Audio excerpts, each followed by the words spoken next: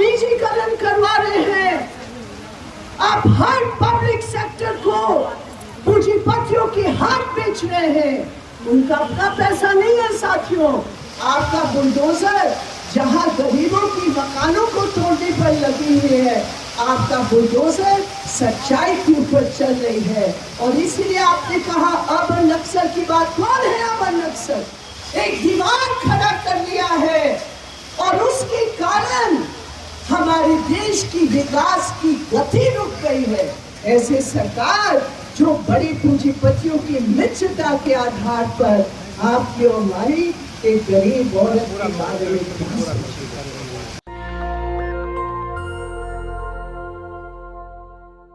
आज हम लोग सीपीआईएम की आह्वान से देश भर का जो अभियान चल रहा है, मोदी सरकार, बीजेपी, आरएसएस सरकार की गलत नीतियों के खिलाफ, उनकी गलत विचारधारा के खिलाफ और संविधान के ऊपर उनके हमले के खिलाफ, और देश भर में हजारों लाखों की तादाद में मजदूर के लोग, मजदूर वर्ग के साथी, किसान, मेहनत करने वाले साथी, हमारी महिलाएं, नौजवान, छात्र एक साथ मिलकर आवाज उठा रहे हैं कि देश बचाने के लिए हमें मोदी सरकार को हटाने की बहुत सख्त जरूरत है, वरना देश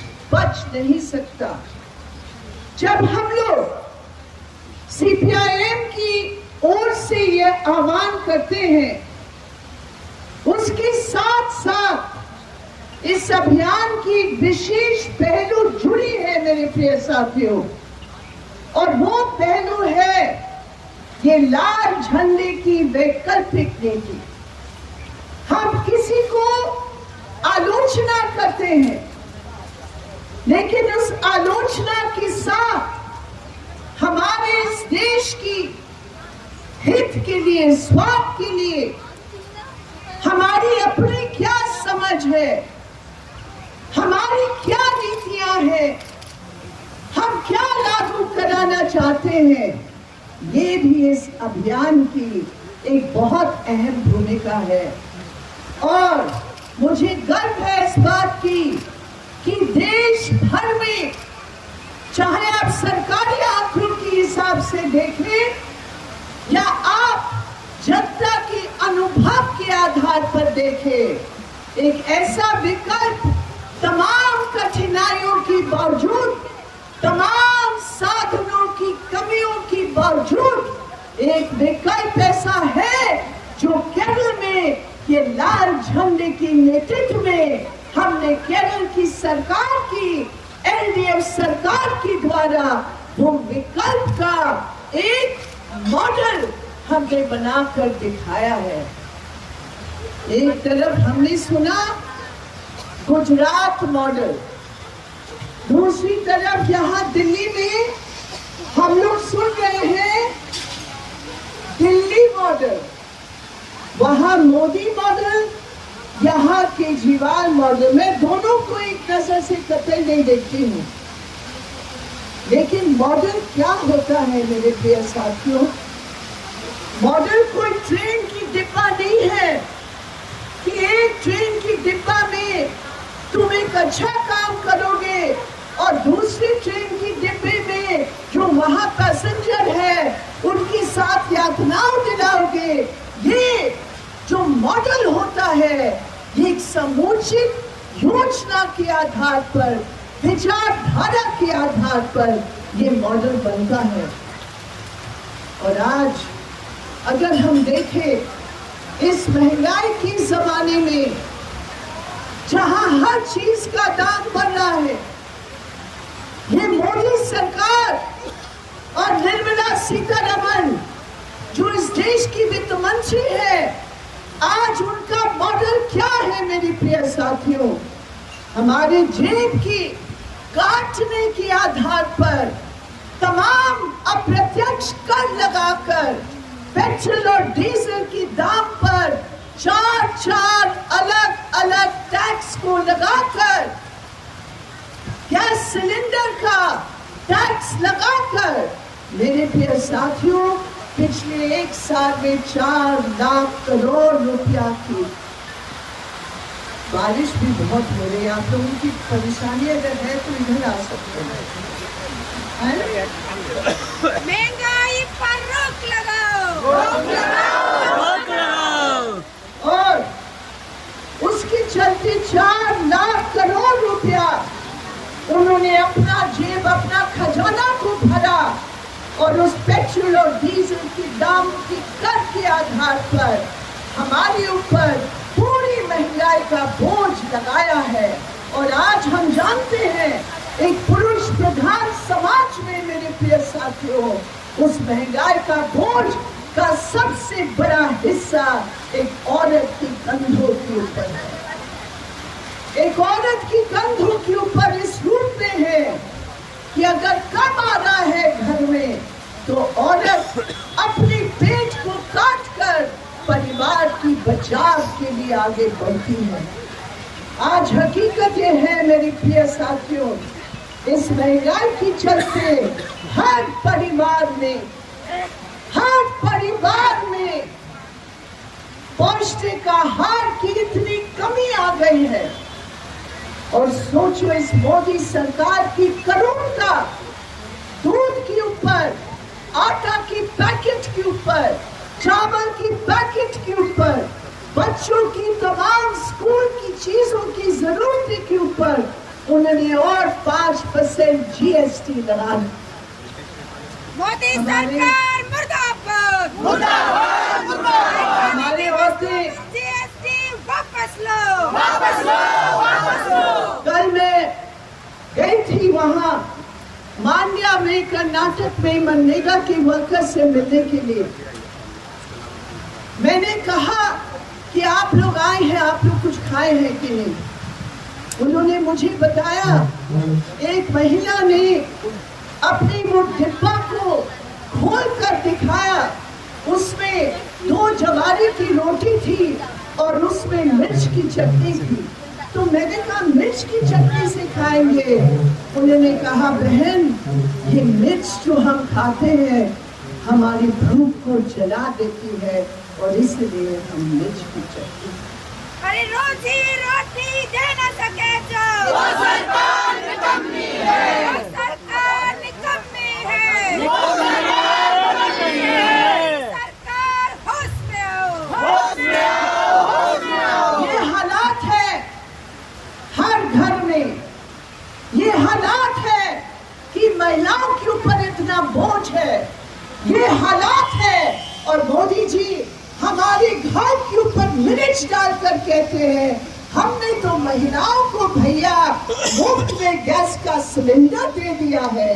अरे मोदी जी, कौन 1100 रुपया गैस का सिलेंडर पर खर्च कर सकते हैं? और निर्मला सीतारमण बेशर्मी के साथ पार्लियामेंट में खड़े होकर कहती है महंगाई तो कोई समस्या नहीं है। ये सरकार जो अपने मित्रों के साथ, जो अडानी अंबानी बड़े पूंजीपतियों की मित्रता के आधार पर उनको टैक्स छूट देते हैं, 10 लाख करोड़ रुपया का बैंक की लोन की छूट देते हैं, उनके ऊपर टैक्स की 33% से 22% को घटा कर देते हैं। ऐसे सरकार जो बड़ी पूंजीपतियों की मित्रता के आधार पर आपकी और हमारी एक गरीब औरत के बारे में क्या सोचेगी? ये हकीकत है। इस बजट में आंगनबाड़ी के लिए, आशा वर्कर के लिए, mid day meal scheme worker के लिए, विधवाओं के लिए, बुजुर्गों के लिए, जो विकलांग पेंशन होता है, अलाउंस होती है, उनके लिए मेरे प्रिय साथी एक निक का पैसा उन्होंने नहीं दिया, एक पैसा पेंशन में नहीं बढ़ाया। लेकिन मैं आपको बता रही थी, वैकल्पिक सरकार, वैकल्पिक नीति, हमें गर्व है जहां देश भर में लोग महंगाई से तरस रहे हैं। ये केरल की सरकार है, उन्होंने मजबूत किया। जो भी दाम आपको तेल में, चीनी में, नमक में, सब्जी में आपको बाजार, खुले बाजार में देना पड़ेगा। मेरे प्रिय साथियों, ये केरल सरकार है जो सब्सिडी देकर 40% खुले बाजार की दाम में कम दाम देकर मावेली स्टोर में जनता के लिए उपलब्ध करती है। ये है केरल की विकल्प, ये केरल की विकल्प है। उन्होंने कहा 5% जो जीएसटी बाकी देश में लगा हुआ है, ये केरल की सरकार है जिन्होंने कहा हम अपनी जनता पर ये मोदी का बोझ कभी नहीं डालेंगे। उन्होंने खुद अपना खजाना का पैसा को काट कर उन्होंने 5% जीएसटी लागू करने से साफ इनकार किया। ये है केरल सरकार। और अगर हम दिल्ली की मॉडल देखते हैं, केजरीवाल जी भाषणों से, विज्ञापनों को देखकर नहीं चलेगा दिल्ली मॉडल। आपने कहा इंडिया को एक बनाएगी दुनिया में, बड़ी अच्छी बात है, लेकिन भूखे पेट केजरीवाल जी आपके इसी दिल्ली की राजधानी में 2 करोड़ जनता में केवल 79 लाख लोगों के पास, हाउसहोल्ड के अंदर जो व्यक्ति है उनके पास राशन कार्ड है, बाकी लोगों के पास राशन कार्ड भी नहीं है। केजरीवाल जी, ये मॉडल गरीबों के लिए मॉडल नहीं है।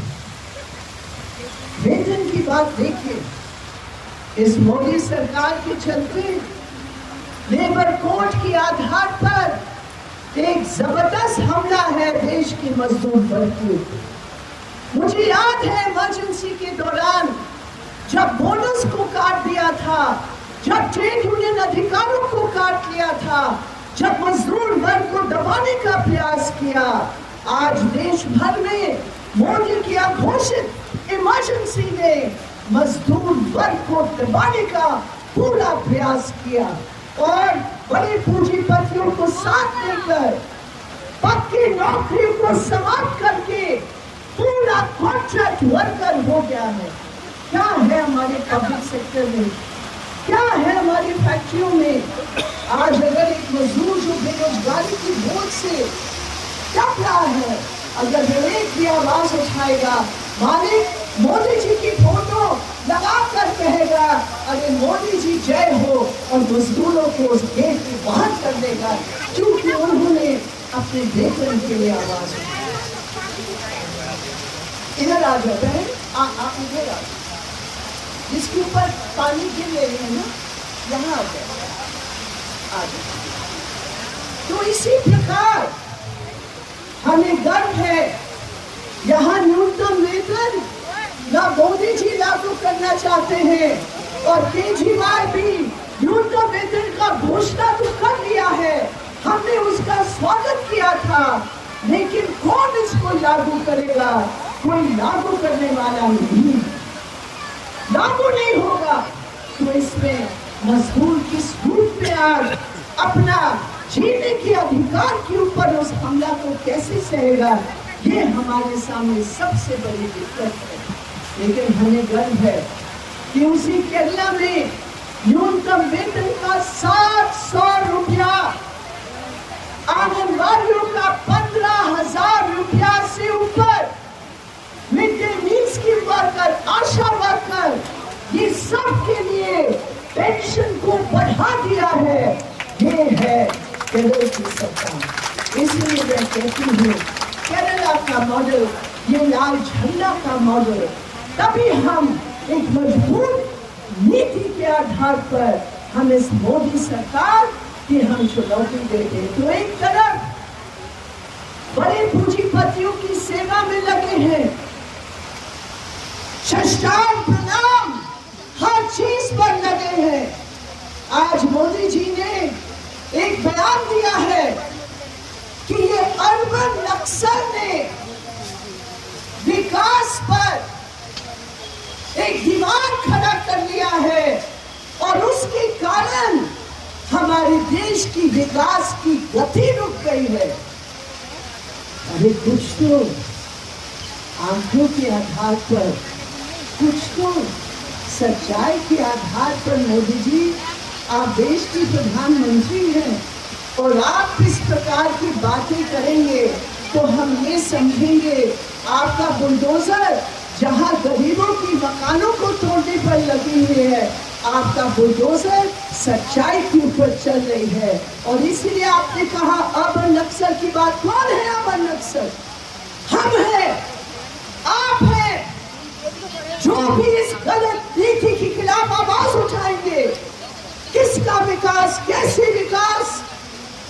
हमारे देश की आत्महत्या की 2021 के आंकड़े देखो मोदी जी, शर्म नहीं आती है?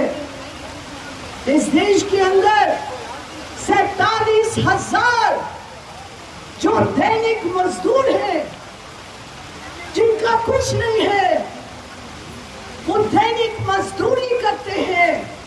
आपकी लॉकआउट में, आपके लॉकडाउन में इनकी रीढ़ को तोड़कर इनके परिवारों की जीने का अधिकार पर हमला करके वो आत्महत्या किए। 26% जो पिछले साल आत्महत्या हुए वो कौन थे? वो दैनिक मजदूर थे। 11% जो आत्महत्या किए वो कौन थे? वो देश के नौजवान बेरोजगार थे मोदी जी। 2 करोड़ की नौकरी आप लगा रहे थे, 10 लाख जो आपकी अपनी सरकारी पोस्ट रिक्त है, उसका क्या हुआ मोदी जी? ये अमर नक्सल नहीं, ये देश की न्याय की प्रक्रिया के लिए हम लड़ने वाले हैं। किसका विकास हुआ मोदी जी? आपकी सौजन्य में आज अडानी पूरी दुनिया के दूसरे नंबर पर सबसे अमीर आदमी है। और कैसे बने मोदी जी? अडानी की मेहनत से नहीं, इनकी कोई कला से नहीं, जादू की छड़ी आपके हाथ में है मोदी जी। 75,000 करोड़ रुपया बैंक की लोन आपने माफी कर दिया अडानी को। 75,000 करोड़ रुपया आपने बैंकों को आदेश दिया, लोन दो, लोन दो। आप निजीकरण करवा रहे हैं। आप हर पब्लिक सेक्टर को पूंजीपतियों के हाथ बेच रहे हैं। उनका अपना पैसा नहीं है साथियों, ये आपका पैसा है जो बैंकों में जमा है। ये जनता का पैसे के आधार पर उनको लोन देकर वो धन को बढ़ा रहे हैं। तो अडानी बने दुनिया के सबसे दूसरे नंबर के अमीर आदमी और दैनिक मजदूर की भविष्य में उनको आत्महत्या होती है। और जब हम विरोध करते हैं हमें गालियां दी जाती है, हमें क्या क्या कहते हैं। लेकिन ये लाल झंडा है मेरे प्रिय बहनों, मेरे प्रिय भाई, इस अन्याय के खिलाफ, इस पूंजीवाद के हमले के खिलाफ हम सब एक है, हम खड़े हैं। चाहे कुछ भी करना पड़े, एक साथ मिलकर इस गलत सरकार की गलत नीति को समाप्त करके हम आगे बढ़ेंगे। और दूसरी तरफ क्या हो रहा है हमारे देश में? हम लोग लड़ रहे हैं जीने के अधिकार के लिए, लेकिन ये मोदी सरकार, ये आरएसएस संविधान के ऊपर हमला करके हिंदुत्व के नाम पर मनोवादी विचार को थोपने का प्रयास कर रहे हैं। कल मैं जोधपुर जाऊंगी मेरे प्रिय साथियों। जोधपुर में दलितों के नाम पर जो जबरदस्त हमला हो रहा है उसके खिलाफ एक बड़ा सम्मेलन होने वाला है। राजस्थान में कांग्रेस की सरकार है और कांग्रेस की सरकार की जिम्मेदारी बनती है, लेकिन जो लोग दलित के खिलाफ अत्याचार कर रहे हैं वो सब के सब उस मनोवादी विचार के हैं जो मोदी जी के आरएसएस की विचारधारा के साथ जुड़कर कहते हैं हम हैं, हमारी जाति है, हमारा देश का परंपरा है। अरे तुम एक दलित दुल्हा, तुम्हारी हिम्मत कैसे हुई कि तुम घोड़ी पर चढ़ के तुम शादी में गए? तुम्हारे बच्चे की हिम्मत कैसे हुई कि हमारा वो जो घड़ा है पानी का, उस पर उसने हाथ कैसे लगाया? ये कहां से आता है मेरे प्रिय साथियों? ये आता है मनुवादी सोच के आधार पर। और आज मनुवादी सोच को कौन बढ़ा रहा है? मनुवादी सोच को बढ़ाने वाले वो आरएसएस है। मोदी जी की पूर्वज जो 1950 में संविधान का जब गठन हुआ, उन्होंने कहा ये संविधान में भारतीय बोलकर कुछ नहीं है, ये संविधान को अगर भारतीय रूप देना है तो मनुस्मृति के आधार पर ये संविधान होना चाहिए। और हिंदुत्व के नाम पर ये मनुवादी सोच को थोपने पर उनका पहला और मुख्य टारगेट है हमारे देश की माइनॉरिटीज के ऊपर और विशेषकर हमारे देश के मुसलमानों के ऊपर। हालांकि देश भर में जो क्रिश्चियन माइनॉरिटी है उनके ऊपर भी बहुत जबरदस्त हमले हैं। जैसे मध्य प्रदेश में हमने देखा आदिवासी जो क्रिश्चियन बने हैं उन आदिवासियों के ऊपर आज एक जबरदस्त हमला है। मोदी जी की नजर में आदिवासी तब आदिवासी माना जाता है, भारतीय तब भारतीय माना जाता है अगर वो मनोवादी सोच को अपना कर कहे, भगवान लगा कर वो कहे कि हम है भारतीय। होगा नहीं मोदी जी। 75 साल की आजादी के संघर्ष में लोगों ने इस विचारधारा को ठुकराया है। लोगों ने कहा जब हम एक है, धर्म हो जाति हो, जब हम एक है, हम एक होकर ब्रिटिश हुकूमत को हमने गिराया। और आज मोदी जी मुसलमानों के ऊपर जिस तरह तुम चौतरफा हमला कर रहे हो, हम भारतीय हैं, हम समझते हैं ये जो तुम्हारी नीति है, कुर्सी अदाने की जो नीति है, ये देश की हित के नहीं है। मोदी जी आप देश के खिलाफ ये साजिश कर रहे हो। ये मैं स्पष्ट शब्दों में इस मंच से जिम्मेदारी के साथ कहती हूँ कि आज जो आरएसएस की नीति है, आज जो सब जगह धर्म के नाम को लेकर वो हिंदुत्व की मनुवादी विचारधारा को माइनॉरिटीज को टारगेट करके कर रहे हैं, ये देश की हित में नहीं, ये देश के खिलाफ है। और देश के खिलाफ जाने वालों के लिए जनता सजा देना जानती है। क्या है 1991 में कानून बना, रिलीजियस वर्शिप एक्ट, यानी कि जो धार्मिक स्थान है उसकी रक्षा के लिए एक कानून बना कि अयोध्या का अनुभव के आधार पर एक नया कानून बना 1991 में। और वो कानून है कि 1947 का जो भी धार्मिक स्थान जैसे भी हो, उस धार्मिक स्थान को कोई छेड़ नहीं सकता। लेकिन आज हम क्या देख रहे हैं? ज्ञान व्यापी मॉस्क के नाम पर मथुरा में यहां तक कि कुतुब मीनार का, ताजमहल का, ये तमाम जगह जो धार्मिक स्थल बने हैं, वहां इन्होंने एक जबरदस्त साजिश रचकर एक तरफ आरएसएस के लोगों को ग्रीन सिग्नल दिया, आप कोर्ट में जाए। जुडिशरी के बारे में मैं इस मंच से ज्यादा नहीं कहना चाहूंगी, लेकिन मैं जरूर ये जिम्मेदारी मानती हूँ कि हम देश की जनता को अलर्ट कर लें कि आज जुडिशरी का भी एक बहुत बड़ा हिस्सा किस रूप से जवाब दे आ रहा है, हम नजरअंदाज नहीं कर सकते। और आज ये तमाम खड़ा करके हमारे देश को एक बार फिर विभाजन करने वाली नीति की ओर लेकर जा रहे हैं।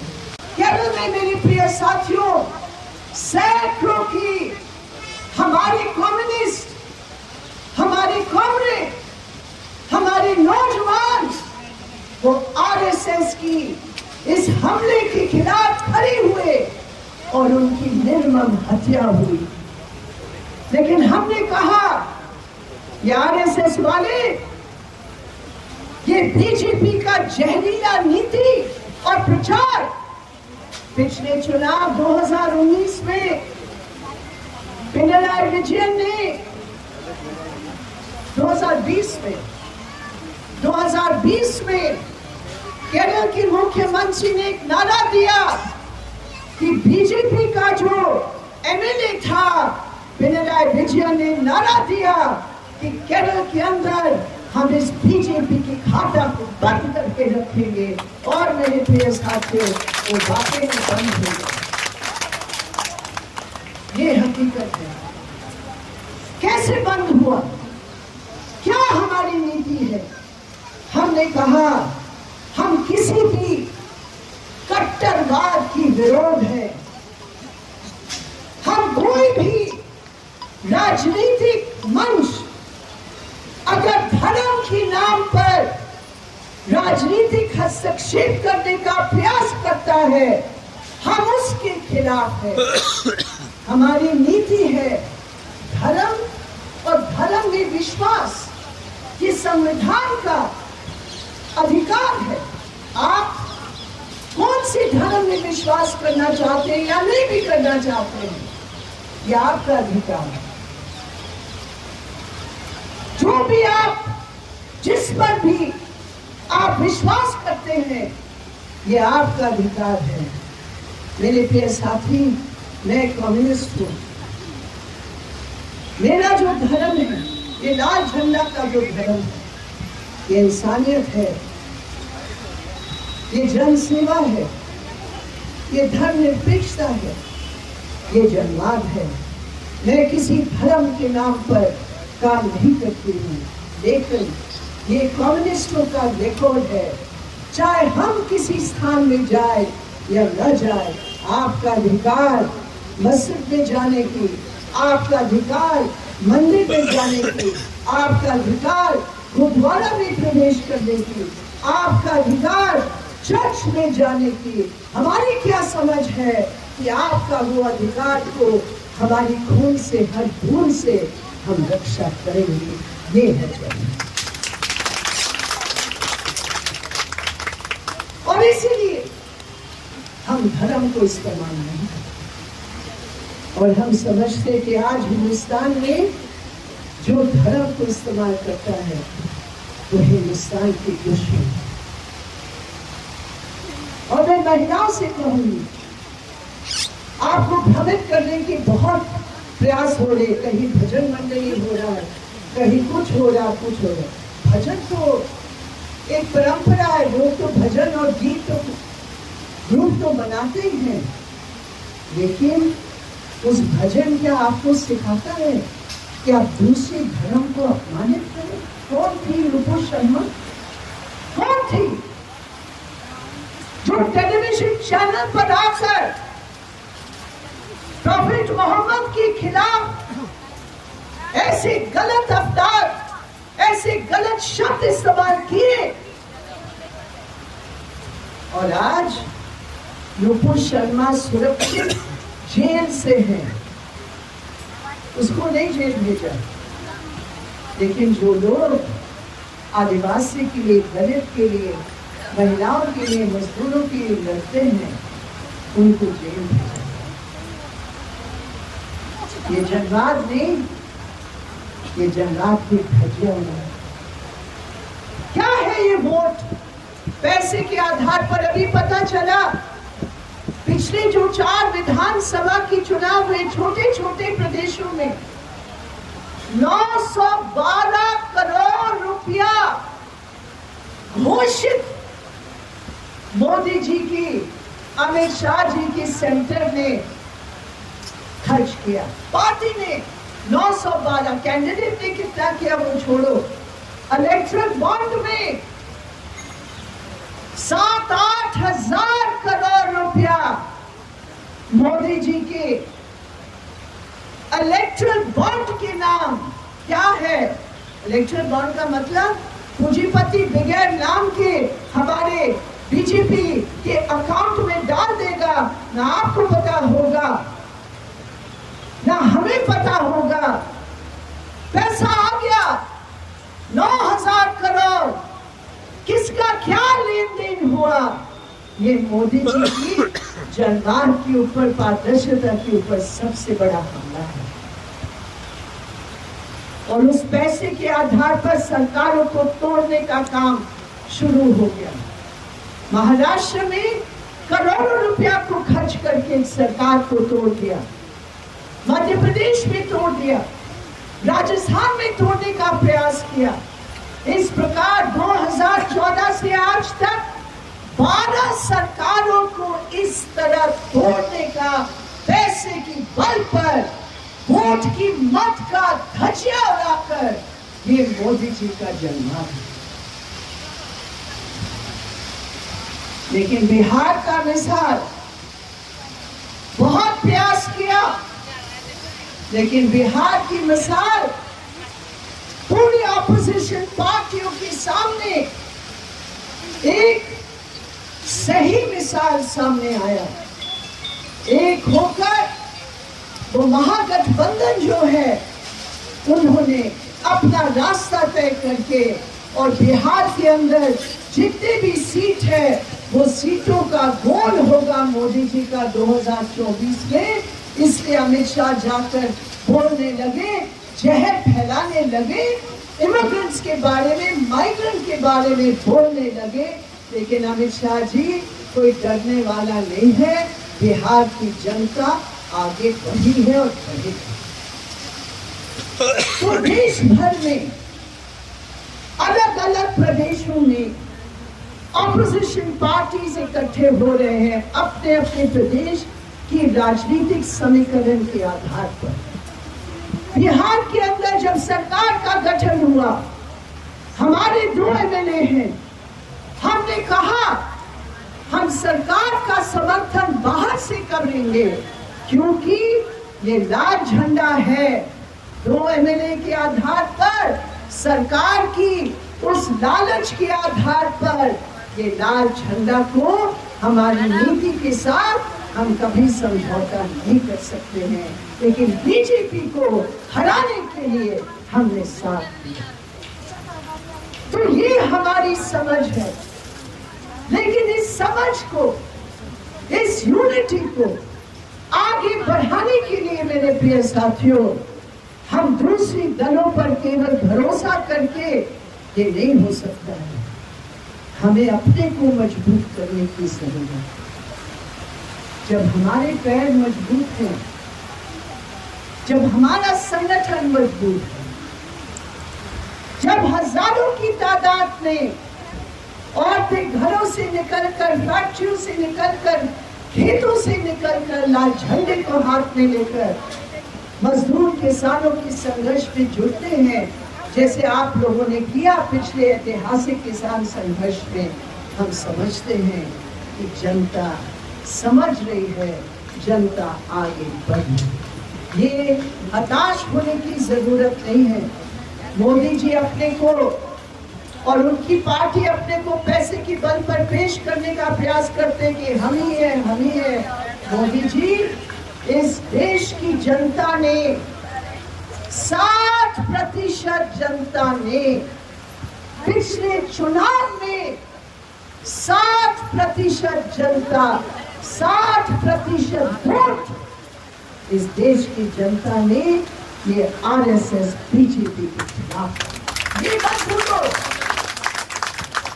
ये मत भूलो, ये मत भूलो कि सारे पैसे की बल पर उत्तर प्रदेश की चुनाव को आदित्यनाथ ने आतंक के आधार पर प्रयास किया, लेकिन इसके बावजूद जो वहां मुख्य विरोधी दल है उनका वोट का प्रतिशत, उनकी सीट की प्रतिशत, जहां किसान आंदोलन का बहुत प्रचार हुआ कि नहीं वो हार गए किसान आंदोलन के क्षेत्र में, वहां झूठ है। उस क्षेत्र में भी किसानों के आंदोलन का जबरदस्त राजनीतिक प्रभाव हुआ और एसपी और आरएलडी का जो गठबंधन है उनकी सीटों में बढ़ोतरी हुई। तो इससे हम क्या कहते हैं, हम कैसे अपने को मजबूत करेंगे? हमारे काम के आधार पर, हमारे अभियानों के आधार पर, हमारे संघर्षों के आधार पर, हमारे सिद्धांतों के आधार पर। मेरे प्रिय साथियों, ये हमारे ऊपर है, हम एक दिन में कितने घरों तक पहुंच सकते हैं। एक दिन में हमारा संदेश हम कितने लोगों तक पहुंचा सकते हैं। ये रास्ता लाल झंडे का रास्ता है। ये रास्ता इस देश की इस बड़ी चुनौती का मुकाबला कर सकती है, क्योंकि जैसे कौमे ज्योति बासु ने एक बार कहा कि आखिर में ये जनता ही सब कुछ तय करती है और जनता की आवाज के साथ हम अपने आवाज को जोड़कर हम आगे बढ़ेंगे। इसलिए मेरे प्रिय बहनों भाइयों, आप लोग इस मौसम का मुकाबला करते हुए आप आए हैं। लाल झंडे पर आपका भरोसा है, लाल झंडे के लिए आपका प्यार है। आप और किसी कारण नहीं आए, आप आए हैं इस लाल झंडे के विश्वास को देखकर, और हम लोग एक साथ मिलकर हमारी ताकत को मजबूत करके हम आगे बढ़ेंगे। दिल्ली में नवंबर-दिसंबर में म्युनिसिपल कॉर्पोरेशन का चुनाव भी होगा। मेरे प्रिय साथियों, अभी से उसकी तैयारी करके जहां जहां हम लोग लड़ेंगे, संघर्ष का एक हिस्सा समझकर हम इस लाल झंडा की इज्जत को बचा के रखेंगे। अपना मॉडल को हम दिल्ली की जनता के सामने पेश करेंगे। बहुत बहुत धन्यवाद। इनकलाब जिंदाबाद, लाल झंडा जिंदाबाद, हमारी एकता जिंदाबाद। नेशनल दस्तक की आपसे गुजारिश है कि अगर इसको बचाना चाहते हैं तो नेशनल दस्तक को सब्सक्राइब करने के लिए रेड कलर के सब्सक्राइब बटन को दबाएं, फिर बेल आइकन की घंटी दबाएं। नेशनल दस्तक को बचाने के लिए बहुत जरूरी है कि हर खबर को शेयर करें, लाइक करें, कमेंट जरूर करें।